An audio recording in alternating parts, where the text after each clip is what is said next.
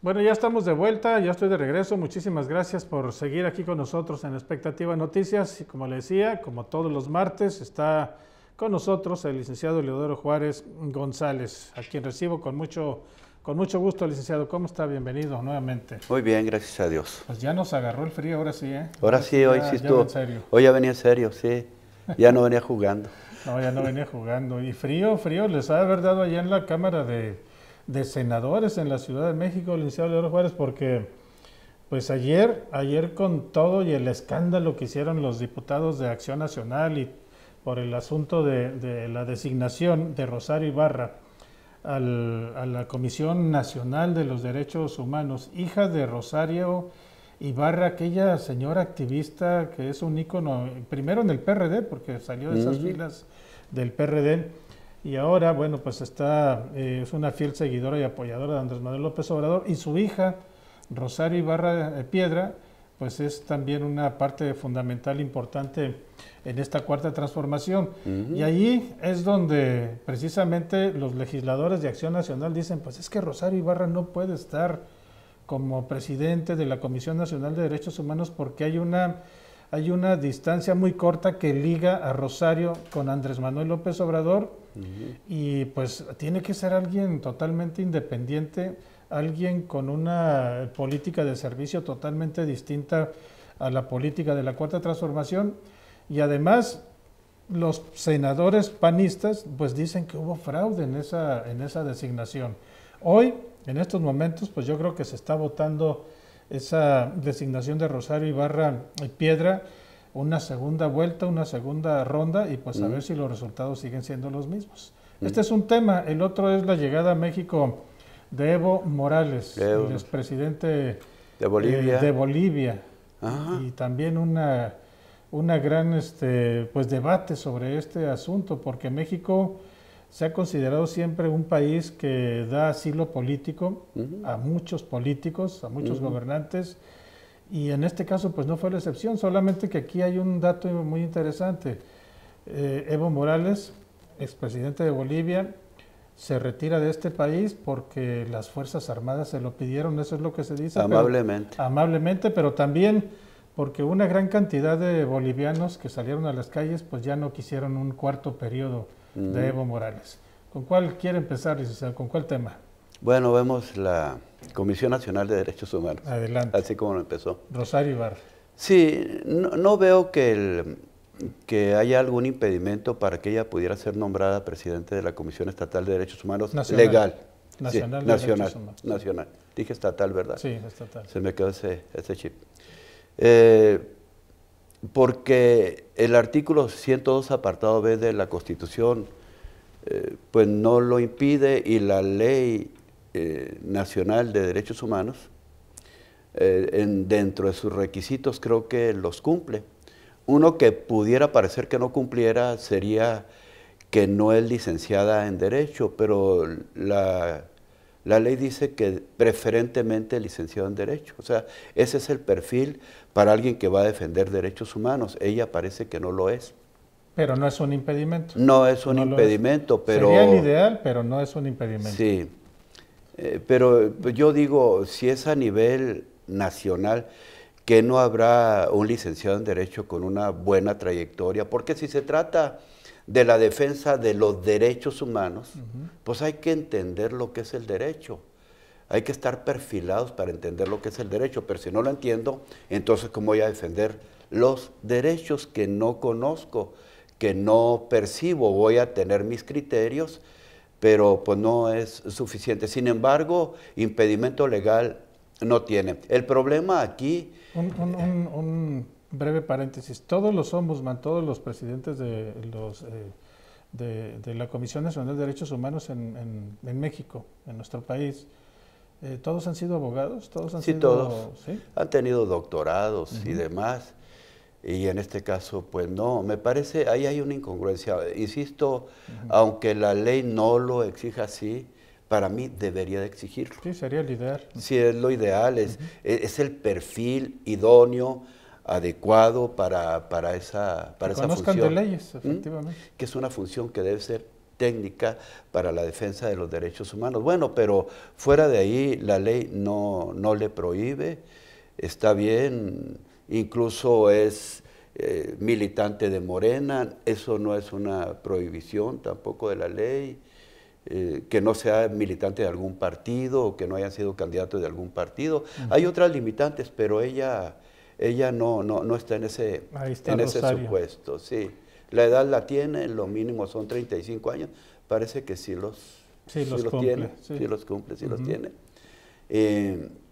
Por ese lado no está mal. Lo mal estuvo en que trataron de hacer fraude en la elección. Sí habla tanto la Constitución como la ley de la Comisión Nacional de que debe de ser electa por las 2/3 partes de los senadores presentes, no de los senadores votantes, y no completaba esas 2/3 partes, y por otro lado andaban 2 votos por ahí sueltos, ocultos, pero creo que ya los encontraron, y esto convenció a los senadores de Morena de repetir, de reponer el procedimiento, reponer pues la dice votación. Ricardo Monreal, el coordinador precisamente de los senadores de Morena, que todo fue transparente, que todo fue a pedir de boca, que les ganaron a la buena, así lo dijo en una declaración que hizo a nivel nacional, por Pues eso sí, la designación de Rosario. tenía que decir eso, pero las evidencias dicen que no fue a la buena, que no cumplió con el requisito del porcentaje de votación calificada que se requería, y no le quedó otra alternativa más que dar marcha atrás. Posiblemente en una nueva elección gane ella, pero pues háganlo así, hombre, pues ¿para qué batalla? A mí no me preocupa tanto finalmente eso, porque el que esté ahí en la Comisión de Derechos Humanos, pues se va a rendir ante el poder del pues Ejecutivo. El que se acaba de ir, ¿cómo se llama? González. Sí, venía de antes. Y no estaba rendido. Ante no, pero quizá ante el anterior sí. Tal vez sí. Y entonces ahora que llega ella, desgraciadamente una posición que debería ser muy noble, muy delicada, la convierten desde hace años en una posición meramente política, y pues tener una posición ahí de poder en la Comisión Nacional de Derechos Humanos, que la tenga el Ejecutivo, de nada le sirve al pueblo. Lo único que está haciendo es absorber una gran cantidad de recursos del pueblo, y la eficacia es nula. Hace tiempo las comisiones, yo quiero decírselo, mire, yo fui presidente 96-99 en Chihuahua, sí, teníamos un presupuesto bajísimo, 2,5 millones. En el último año creo eran 3 millones. Yo ganaba como presidente 18,500 pesos. Y para un representante de los derechos humanos, ¿cuál sería el sueldo ideal desde su punto de vista? Usted fue presidente en aquel tiempo para mí hubiera sido muy bueno unos 32,000, 35,000 pesos en aquellos años, pero ganaba 18,000, terminé ganando el último año creo que 22,000 pesos. Pagaba 3,500 de renta, así de que no me quedaba mucho. Entonces cuando me dicen que podía reelegirme como presidente, me apoyaba Rocati, me apoyaba el Congreso, pero yo definitivamente no quise, no vi frutos realmente en mi trabajo, y mejor lo dejé. Esa es una pregunta que yo quiero formularle. ¿Qué tan difícil es para una persona, para un abogado, conocedor de la materia, de las leyes, qué tan difícil es hacer valer los derechos humanos de las personas que van en un momento dado de su vida a presentar una queja ante la Comisión Estatal de Derechos Humanos o nacional? ¿Qué tan difícil es hacer valer la ley y los derechos humanos de esa persona cuando el gobernante o cuando el presidente municipal o el comandante de la policía pues tienen intereses políticos protegidos por las más altas esferas? ¿Qué tan difícil es esto? Es muy complicado realizar correctamente esa labor, más ahora. Mire, las comisiones de derechos humanos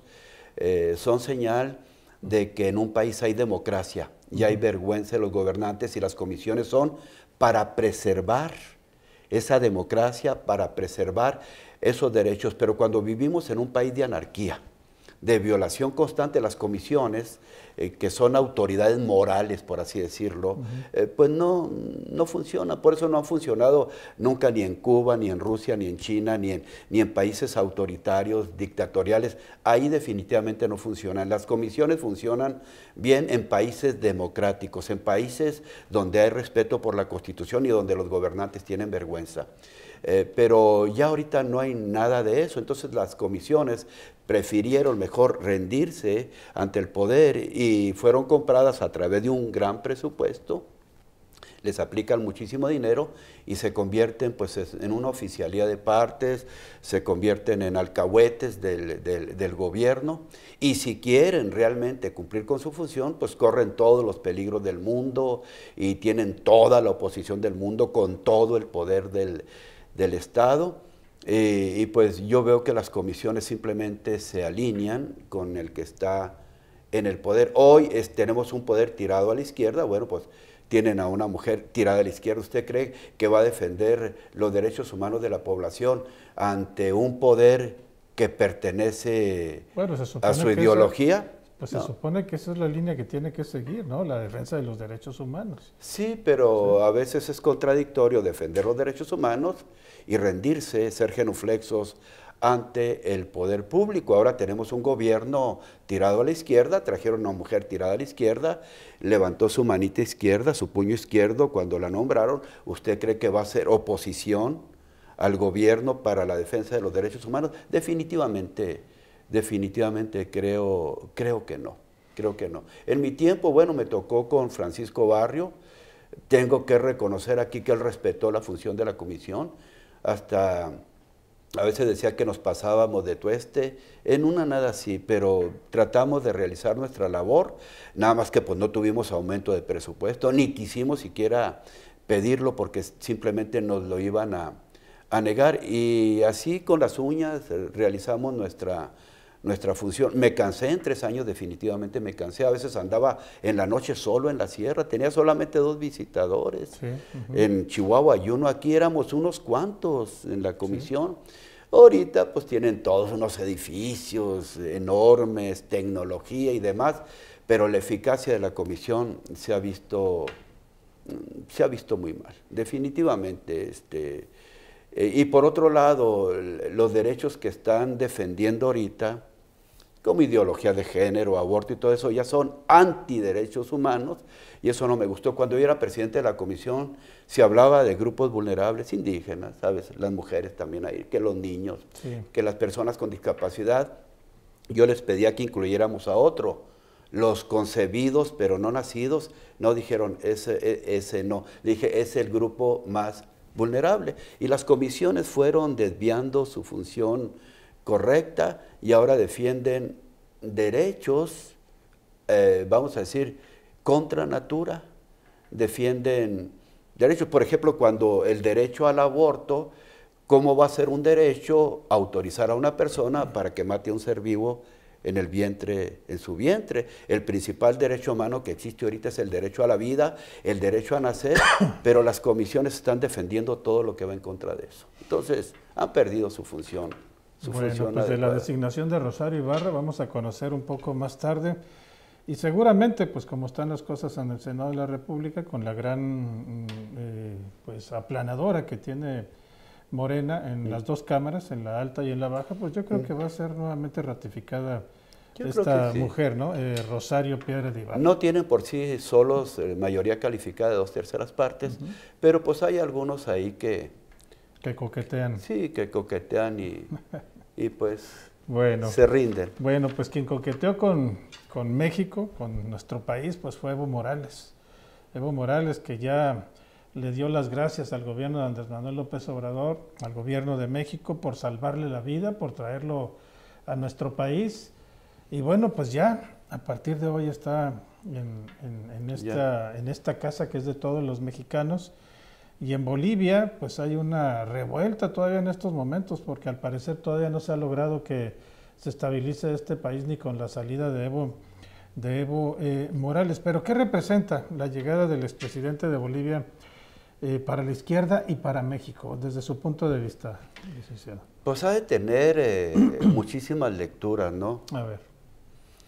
Primero hay que preguntarnos cuál es la opinión del gobierno de Estados Unidos. Bueno, ya la conocemos. No lo sabemos. Ahorita con la llegada de Evo Morales. Ah, bueno, porque con la salida de Evo Morales del gobierno de Bolivia, pues están contentos. Están contentos en los Estados Pero con la Unidos. llegada a sus fronteras, aquí a sus puertas. Ya lo iremos viendo. Poco a poco. Ya lo veremos. Por lo pronto eso. Yo no entiendo, la verdad, la salida de Evo Morales. Y es que a veces entiende uno poco de la política, de los sistemas de su propio país.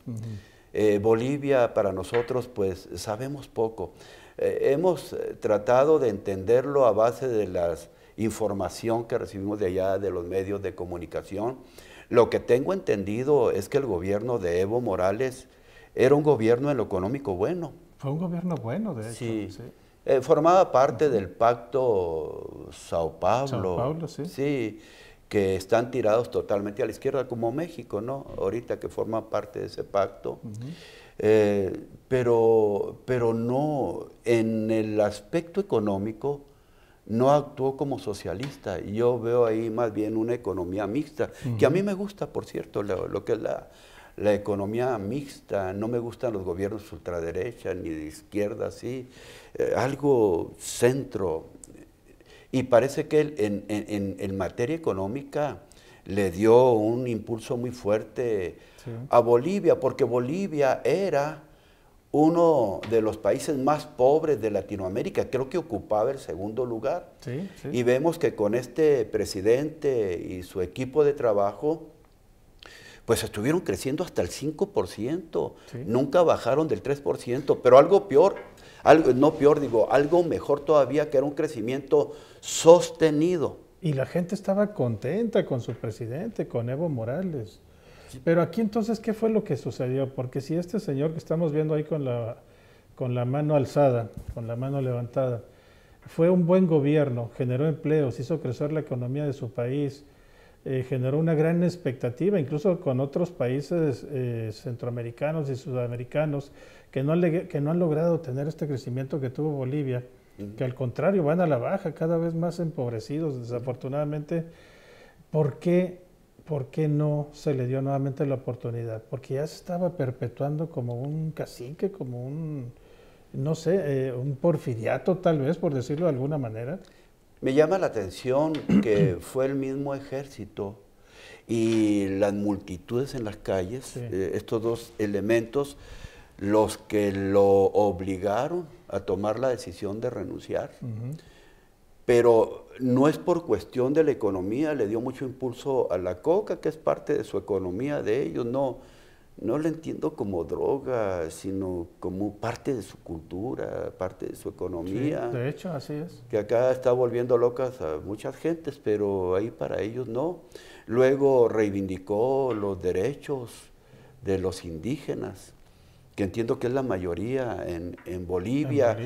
Fue un gobierno muy social en cuanto a que sacó de la pobreza o de la extrema pobreza a mucha gente. No atacó las fuentes de riqueza, no atacó empresarios, fue bienvenida la inversión extranjera. O sea, en lo económico tuvo un gobierno muy equilibrado y pudiéramos decir, hasta lo que yo conozco. Bueno, entonces, ¿qué es lo que le molestaría a la gente? ¿Qué es lo que le molestó al ejército? Pues aquí no queda otra más que las actitudes.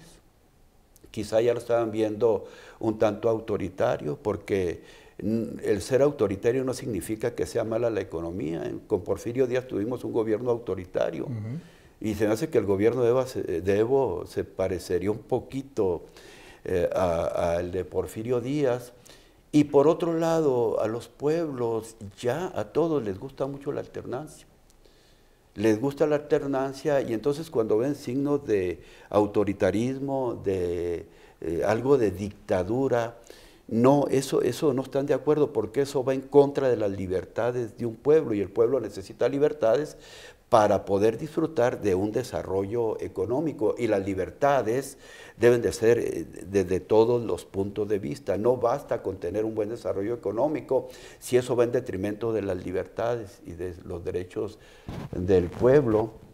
Y además, bueno, pues iba por su cuarto periodo. Es que el contraste, ¿no? El contraste, por ejemplo, entre Bolivia, un presidente que, pues lo que estamos comentando aquí, fue bueno, que no tuvo a su gente, a sus gobernados al borde del abismo, un presidente que hizo crecer a su país, pues contrasta mucho con lo que está sucediendo en Venezuela, ¿no? Venezuela, que es un país que de haber sido un país también con un progreso aceptable, ahorita está prácticamente en la ruina. Y ahí sigue Nicolás Maduro. Y hay un abismo entre Venezuela y Bolivia, porque Venezuela la economía como anda, por los suelos. También el pueblo salió a las calles, multitudes, nada más que la Guardia Nacional fue leal a Maduro y eso lo sostuvo. Y Evo, curiosamente, la economía bien, así se ha reconocido, los aspectos sociales, el desarrollo social, bien. Entonces, insisto, debe ser actitud, ya iba por esa reelección y por otro lado, pues sospechas de fraude, al pueblo no le gustó, pero a mí me parece que el pueblo de Bolivia, digo, tengo que sospechar esto, ya lo estaba viendo como una especie de dictadura. Es como cuando... Sí, porque fueron ¿cuántos años de gobierno? Creo que 14 ya 14 llevaba. 14 por ahí. 14 años. ¿De cuántos son los gobiernos? Ni sé cuántos serán los periodos de 6 años, la verdad conocemos poco de Bolivia, pero pues serán de 4, de 6 años, de 5, la verdad no lo... Sí, porque eran 3 periodos para 14 años, pues han de haber sido periodos de 4 años y meses, 4 años, 4 meses tal vez, para que pudieran dar esos 14 años. Es que todavía no terminaba de cumplir este periodo cuando llegan las elecciones. Pues la gente no quiso, definitivamente, dicen aquí hubo fraude, eres muy bueno, pero aquí hay fraude. Lo equipara esto un poquito a lo que es el matrimonio, que cuando el marido antes, y ya no se acostumbra tanto, pero antes cuando mantenía a la esposa y a la familia, dice, bueno, pues tengo casa, carro, tengo todo, pago las colegiaturas de mis hijos, pago los abonos de la casa, todo eso. Bueno, sí, está bien todo, no te falta nada, mujer, te compro todo lo que tú necesitas, pues sí. Pero me tienes aprisionada, pero hace mucho que dejaste de ser un caballero, pero me humillas. O sea, tu actitud es lo que me molesta, no que no tenga que comer, que vestir y todo esto, ¿verdad? O que la familia esté desatendida en el área económica. Tu actitud, tu humillación, eres un dictador aquí en la casa, aunque nos das todo, pero estamos como aprisionados y tenemos necesidad de ciertas libertades para poder disfrutar de esto que tú nos das, ¿verdad? Y tomando el ejemplo que usted está mencionando en este momento, pues no solo basta con ser un buen proveedor, sino también tener una buena actitud. Exactamente. ¿Sí? Y por eso lo podemos calificar como a veces que le decimos a una esposa, por ejemplo, de las de antes, pues, ¿cómo califica su matrimonio? Y lo califica bajo. Y se le pregunta al marido, ¿cómo califica usted su matrimonio? 9, 9, 5. Porque mire, repongo los vidrios, pago la casa, le tengo carro, tengo esto. Y, bueno, entonces, ¿por qué su mujer está poniendo un 6? A ver, señora, ¿por qué si hace todas estas cosas su marido? Porque es un bruto, me reprocha todo lo que aporta, ha dejado de ser un caballero, me humilla delante de mis familiares, me tiene encerrada aquí, es un hombre celoso. Entonces, todo esto yo no lo puedo disfrutar con estas actitudes de él. Y a veces eso pasa con un gobierno. Pudiera decir, Evo, pues si les tengo todo, una buena economía. Pues sí, pero no a nadie lo estaban viendo como un dictador. Yo creo que el poder en una nada lo estaba enfermando de alguna manera y entonces, pues... Sí, porque también el poder embrutece. Sí, y el poder absoluto corrompe. Cosas que ya, exactamente, hace ver cosas que ya no existen, que existieron, pero que se van perdiendo durante ese tiempo que han estado gobernando. Sí, fíjese, y qué bueno que está aquí en México. Bueno, ha sido la política de México. Ahorita la vemos un tanto incongruente conforme a lo que está sucediendo en Sudamérica. Pero qué bueno que le dan asilo a Evo Morales, pudiera ser un buen consejero del presidente de la República en materia económica. Yo desde ahí, desde ese punto de vista, le veo lo positivo. Pudiera ser un buen asesor. Un buen asesor. ¿Cómo lo hiciste en Bolivia? Pues mi presidente, ya que somos camaradas, pues le voy a decir, si sigue estos consejos, posiblemente le vaya bien. Y necesita buenos asesores. Quizá él sí lo puede escuchar. Pero por otro lado, pues políticamente y en cuanto a política internacional, pues vemos una incongruencia. me parece que fue un error de México ir a ofrecerse, porque ni siquiera él pidió asilo político, ir a ofrecerse a brindarle asilo político y luego ir a sacarlo de Bolivia, con todos los peligros que eso implicaba. Y nos preguntamos, bueno, ¿por qué no se fue mejor a Venezuela? ¿Por qué no mejor a Cuba? ¿Por qué no mejor incluso a Uruguay o a Nicaragua? ¿Por qué México tuvo que ir por él? Dice, bueno, pues es que le dieron un golpe de Estado. Bueno, ¿y por qué no fueron por Guaidó en aquella ocasión a Venezuela? Si también dicen que ganó y lo reconoció la OEA, lo reconoció la Unión Europea, lo reconocieron la mayoría de los países de Centro y Sudamérica. Porque Guaidó no era un representante de izquierda. Posiblemente por eso no fueron por él. Pero ahí dijo México cuando le decían que si reconocía a Guaidó y desconocía a Maduro. Dijo, no, nuestra política es neutral, esta es nuestra tradición. El pueblo de Venezuela ha de arreglar sus conflictos. Y en este caso, creo que la actitud es un tanto distinta. Yo ahí le veo una incongruencia al gobierno de México. Creo que esto políticamente le va a traer algunas consecuencias. Pues ya veremos. Falta que aterricen todavía muchas cosas con esta oportunidad que se le está dando a Morales de permanecer aquí en México, que por cierto dijo, pero regresaré y regresaré más fortalecido. Pues es la idea. Licenciado, muchísimas gracias. Nos vemos el próximo jueves aquí en Expectativa Noticias. Con el favor de Dios. Bueno, vamos a una pausa y regresamos.